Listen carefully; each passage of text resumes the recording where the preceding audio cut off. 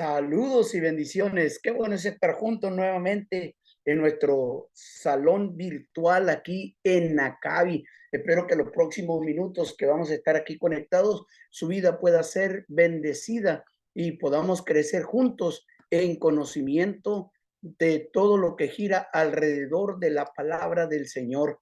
Recuerda que nuestro lema en la Academia de Capacitación Bíblica es Deuteronomio 32:2, que dice: goteará como la lluvia mi enseñanza, porque el nombre del Señor proclamaré.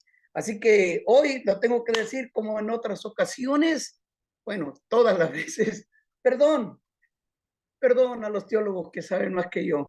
Sí, porque soy atrevido, porque me atrevo a hablar de estos temas en tan solo 30 minutos. Espero que estos minutos usted pueda ser bendecido con esta corta enseñanza acerca de los apócrifos del Nuevo Testamento. Este es nuestro curso y esta es la segunda clase de este curso. Hoy estaremos viendo acerca de los evangelios apócrifos, segunda clase, los evangelios apócrifos. Estos son los libros que no están en la Biblia, que generalmente usa el pueblo cristiano, el pueblo evangélico. Pero estos libros, algunos de estos libros apócrifos son considerados como libros deuterocanónicos y están en otras Biblias que usan otros grupos. Así que hoy por hoy estaremos hablando acerca de los evangelios apócrifos y para ello estaremos escuchando primeramente o leyendo lo que dice Antonio Piñero en uno de sus libros acerca de los evangelios y dice: llamamos evangelio al término utilizado a partir del siglo segundo en toda la cristiandad. Es un libro que recoge los hechos, palabras de la vida de Jesús de Nazaret como buena noticia de salvación para todos los seres humanos. Enfoquémonos en este punto donde dice es como una buena noticia, que eso es lo que quiere decir evangelio en griego. Dice, esta buena noticia tiene que ver con salvación para todos los seres humanos.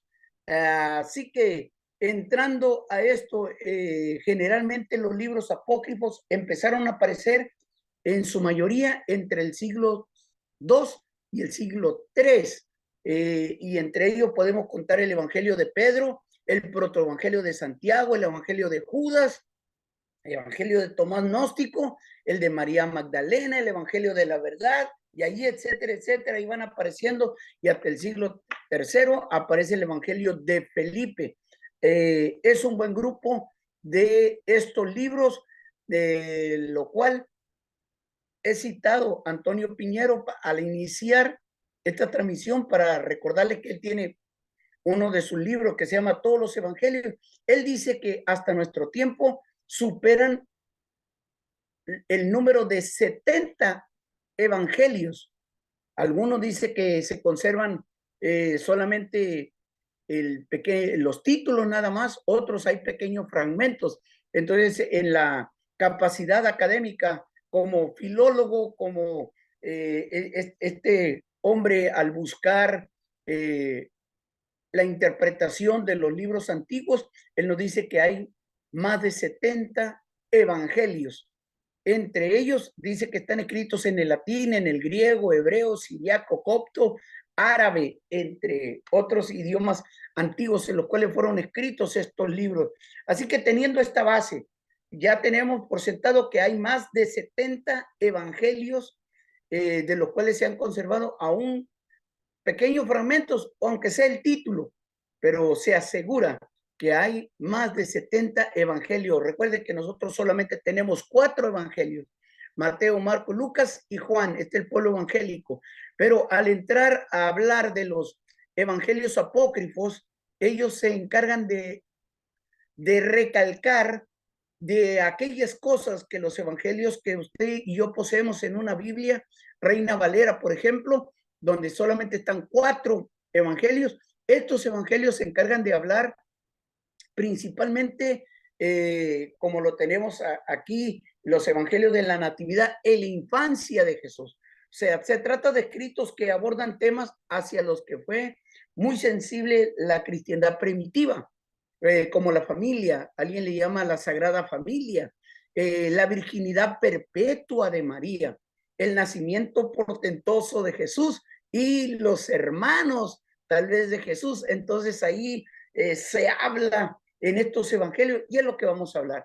Recuerde, este no es el afán de dar toda la información, solamente tengo yo media hora, así que no voy a hablar del todo, solamente a vuelo de pájaro para sembrar una semilla de curiosidad y de que usted vaya y busque lo que dicen estos evangelios a más profundidad.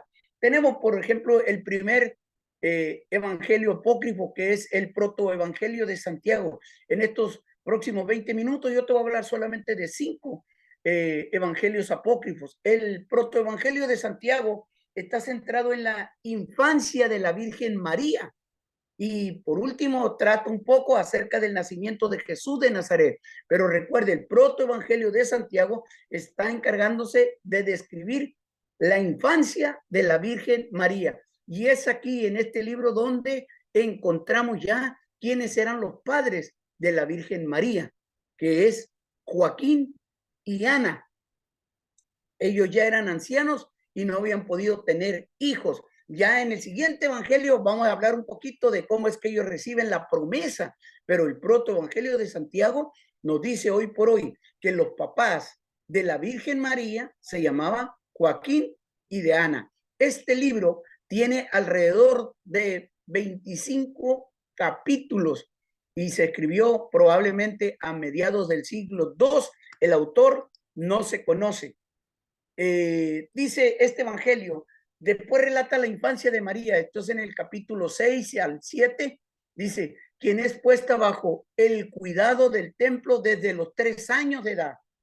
O sea, a la Virgen María, lo vamos a ver en otro evangelio apócrifo, cómo van y la presentan al templo, pero a la edad, dice, el protoevangelio de Santiago dice que a los 3 años de edad la llevaron a que estuviera en el templo.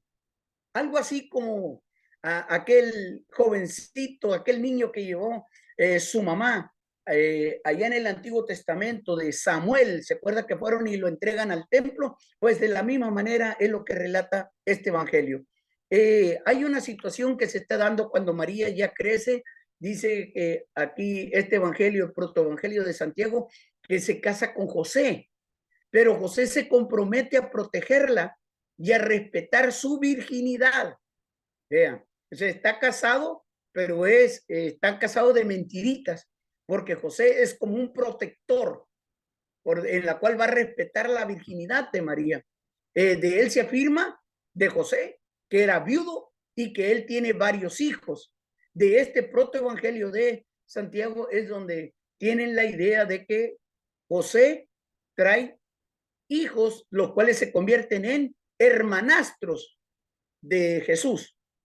En el capítulo 15 y 16, vean nada más, José es acusado por el escriba Anás y es acusado de violación.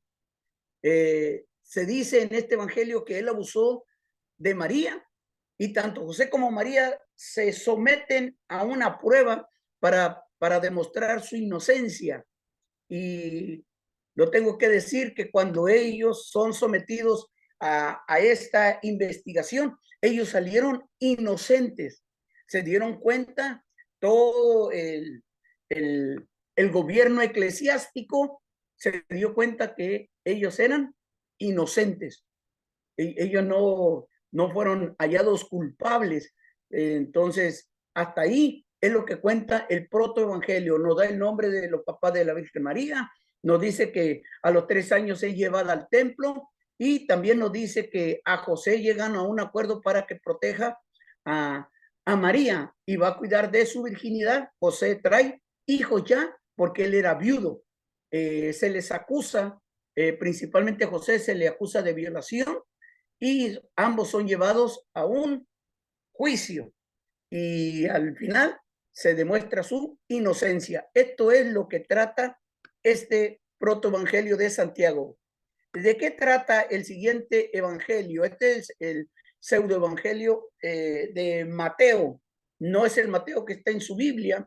Este pseudo Mateo tiene un total de 42 capítulos. Él también nos habla del nacimiento de María y de la infancia de Jesús, algo muy parecido a lo que dice el protoevangelio de Santiago. Nos dice que después de convivir con ella, esto está hablando de Joaquín. Joaquín, cuando está viviendo con su esposa durante 20 años, se dan cuenta que no pueden tener hijos ni hijas. Recuerde, el protoevangelio de Santiago no dice nada de esto, pero el pseudo Mateo sí nos dice que ellos habían estado casados por poco más de 20 años y ellos no habían podido tener hijos. Se dice que un día, según Mateo, él siguió, ahí está pseudo Mateo capítulo 2, en el verso primero, sucedió pues que los días festivos, entre los que ofrecían incienso al Señor, se encontraba Joaquín preparando sus ofrendas en presencia del Señor. Y se le acercó un escriba del templo de nombre Rubén.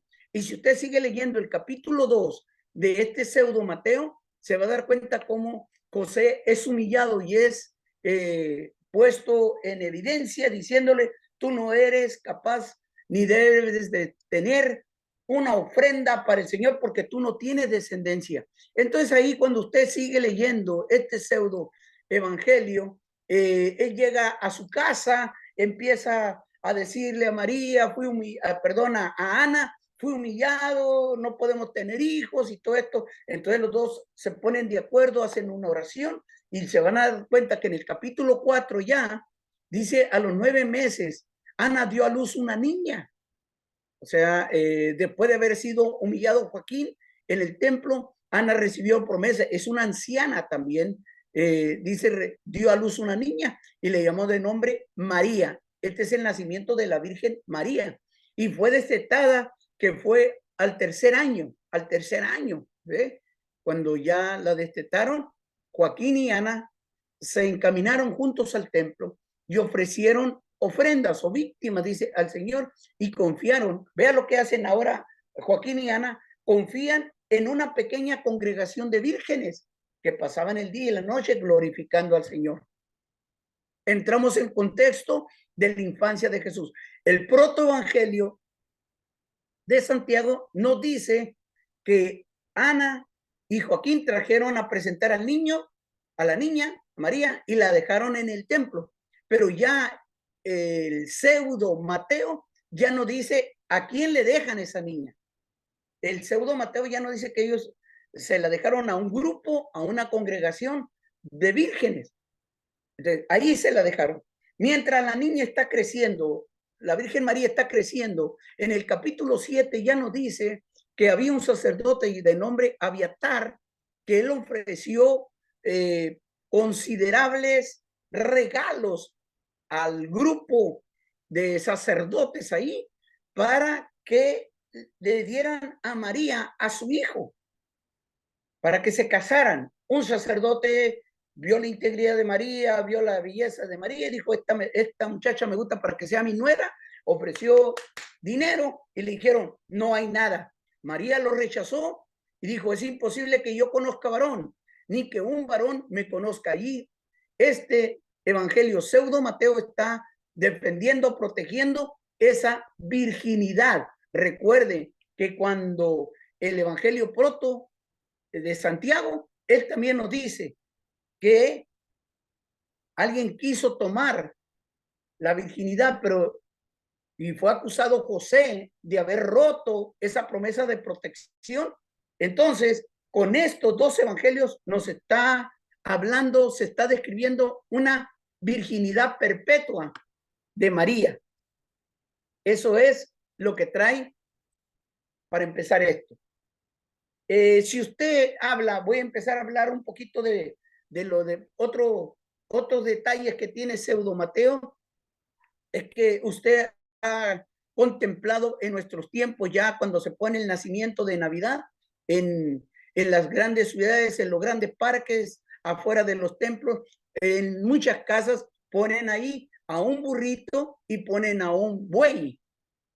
Todo esto viene porque este pseudo Mateo nos dice que al tercer día del nacimiento de nuestro Señor Jesucristo, encontró María y José que un buey y un asno, un burrito, están adorando al Señor.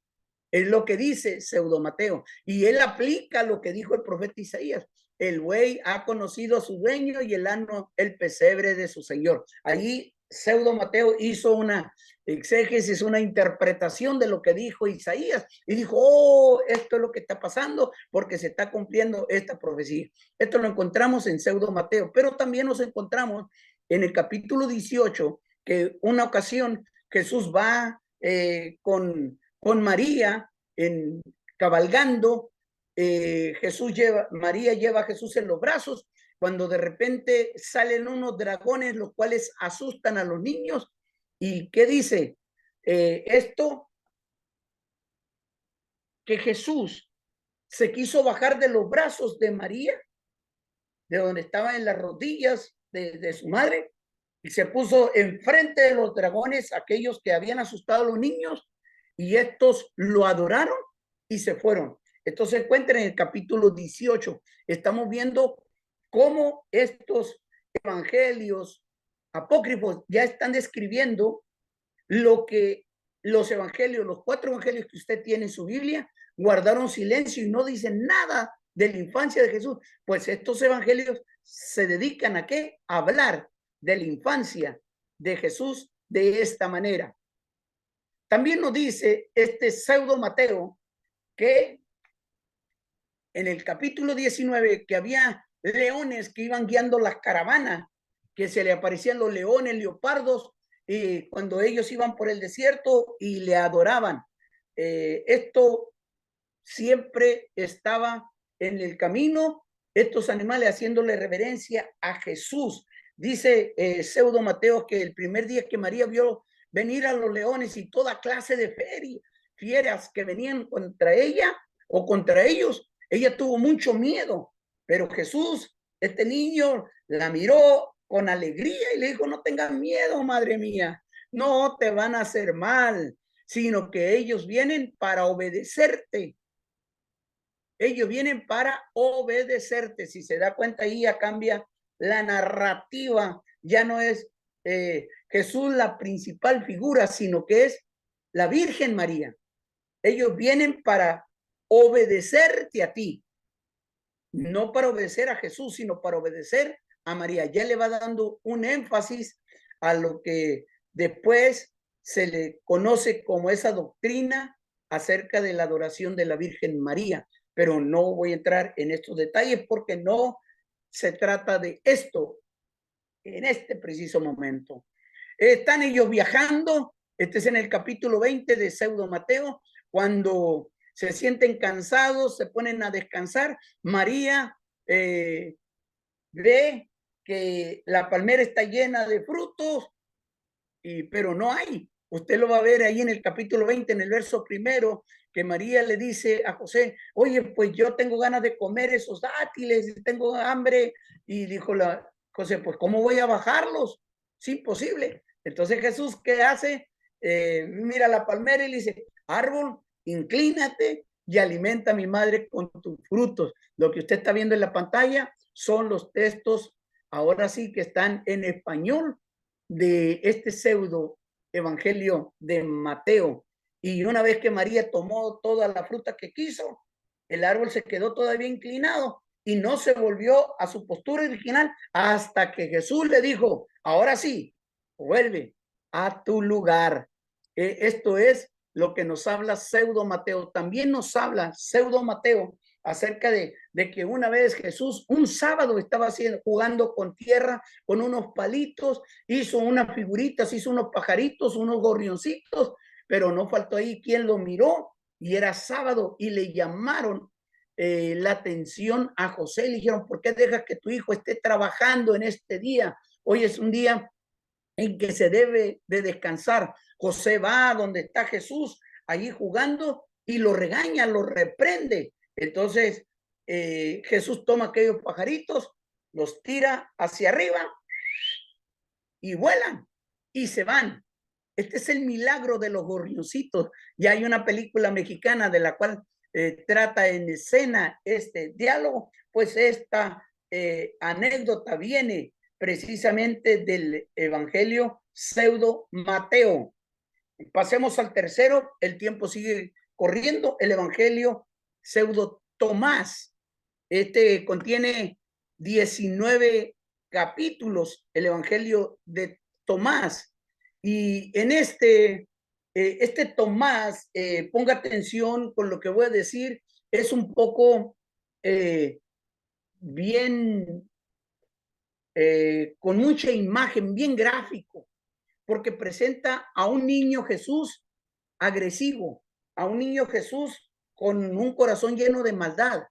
Este sí presenta a Jesús no tan noble como aquel que cuando ve los dragones sale a defender a los dragones. No, no, no es este Tomás no es igual que Mateo, que presenta a un Jesús igual como el que baja la palmera, el que hace ese tipo de milagros. No, este Jesús es muy agresivo.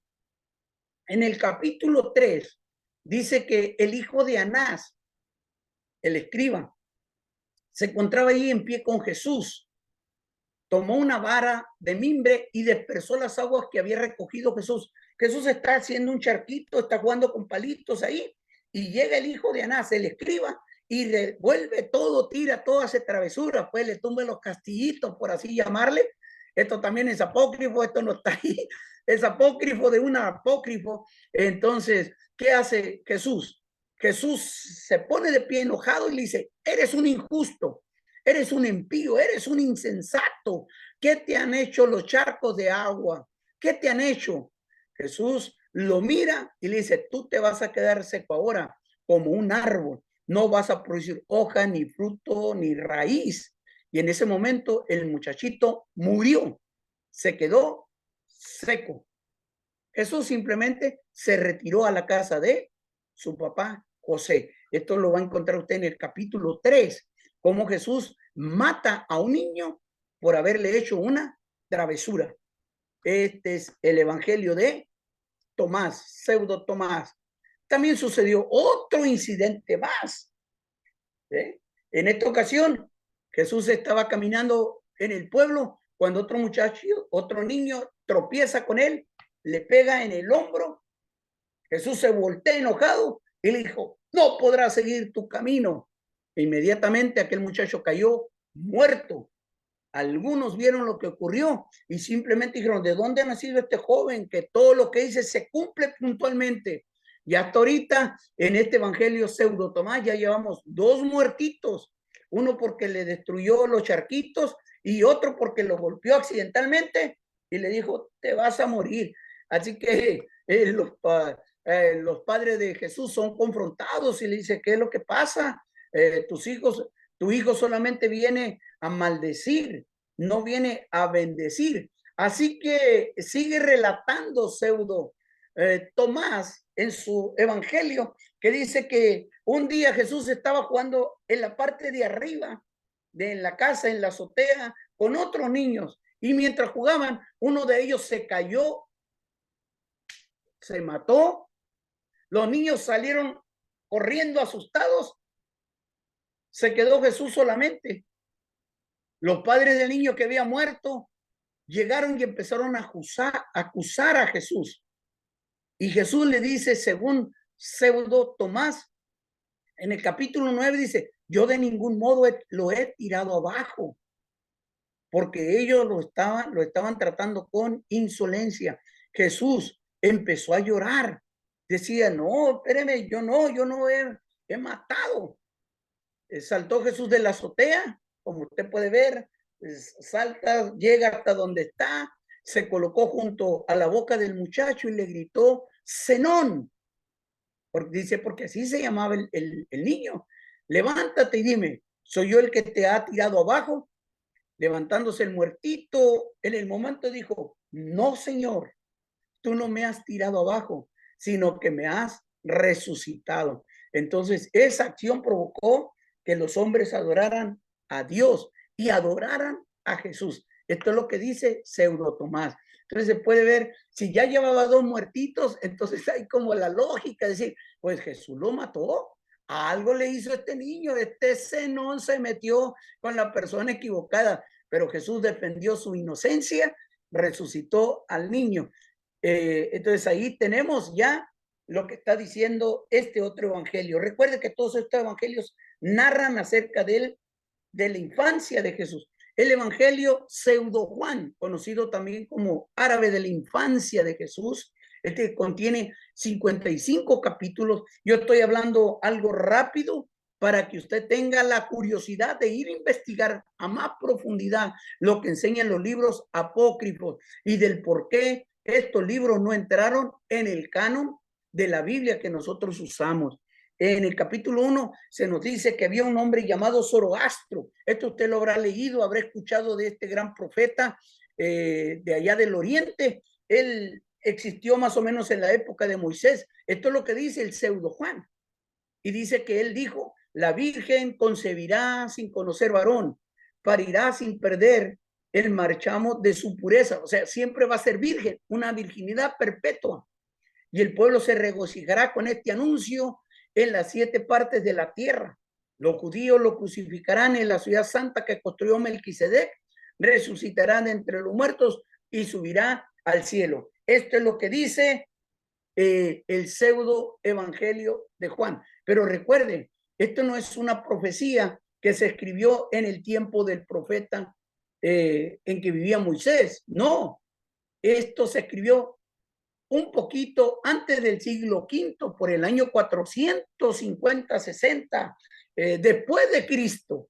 ¿Ve? Entonces ellos están escribiendo algo que ya supuestamente ya había pasado, pero aquí funge como una profecía. Aquí llama la atención porque dice que en el capítulo 1, verso 2, que Jesús y María estaban en un lugar. Jesús está en la cunita, por así llamarlo, está en el pesebre, y cuando está ahí en la cuna, Jesús le habla a María y le dice, yo soy Jesús, el Hijo de Dios, yo soy el Logos, a quien tú has dado a luz, como el ángel Gabriel te lo había anunciado.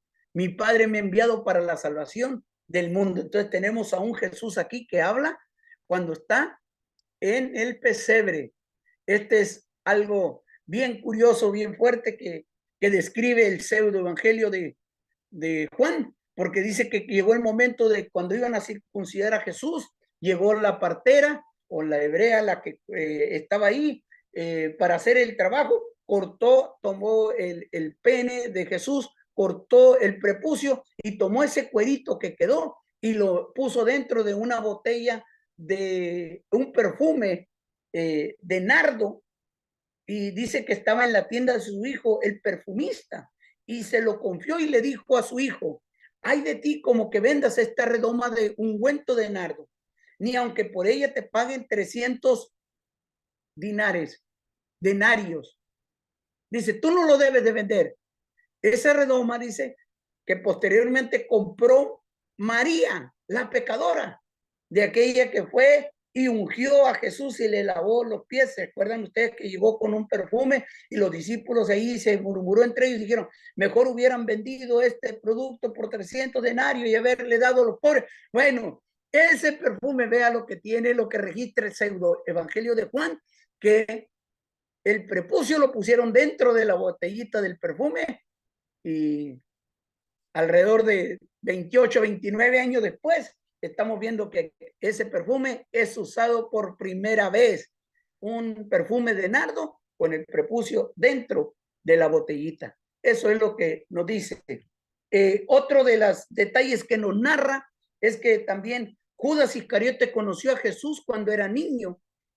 Allí Judas era muy travieso, se le llevaba mordiéndole, se mordía sus propios brazos y las piernas, peleaba mucho con otro, que en una ocasión que llegó a jugar con Jesús, estaba sentado a la derecha y de repente el niño muerde a Jesús en el costado, y lo mordió. Entonces Jesús lo hace libre de esos demonios, de esos malos espíritus.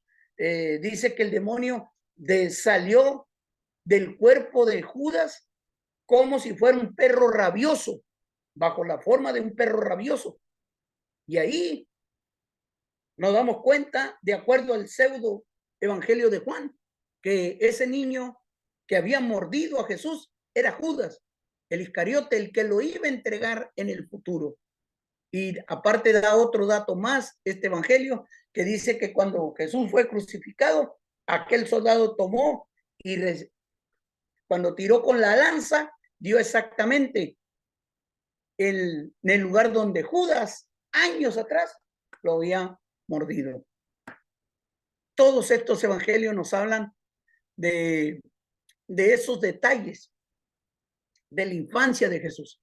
El evangelio de Pedro, para ir terminando, esto nos habla un poquito de que dice que es Herodes y no Pilato el que ordena la ejecución de Jesús. Los 4 evangelios que usted tiene, cuando hace referencia, uno de estos evangelios, hace referencia que Pilato es el que dijo, he aquí el hombre, yo soy inocente. Pero aquí, en el evangelio de Pseudo Pedro, dice, Herodes es el que entrega a Jesús para que sea crucificado. Y ya en este pseudo evangelio de Pedro, vamos a darnos cuenta que aquí aparece el nombre de uno de los guardias, se llama Petronio, y ahí están los soldados que ellos vieron que Jesús había resucitado y ellos son los que dan testimonio, y el testimonio que ellos dan es que dicen que cuando ellos despertaron, vieron que salían 2 del sepulcro, 3 varones, pero 2 de ellos ayudaban a otro, a otro lo ayudaban, y lo ayudaban porque creo que no tenía fuerza. Entonces, esos 2 varones, sus cabezas llegaban hasta el cielo, pero el que era conducido, o sea, supuestamente a Jesús, el cuerpo de Jesús, la cabeza de Jesús sobrepasaba los cielos, era más alto, más grande que estos ángeles, que estos varones. Pero vean lo que tiene ahí, es que una cruz los estaba siguiendo. O sea, este evangelio de Pseudo Pedro nos dice que cuando sepultaron a Jesús, también llevaron la cruz de Jesús, porque cuando sale Jesús, ayudado por estos 2 ángeles o de estos 2 varones, la cruz lo sigue. De repente se oye una voz del cielo que pregunta, ¿has predicado a los que duermen? Y la cruz habla.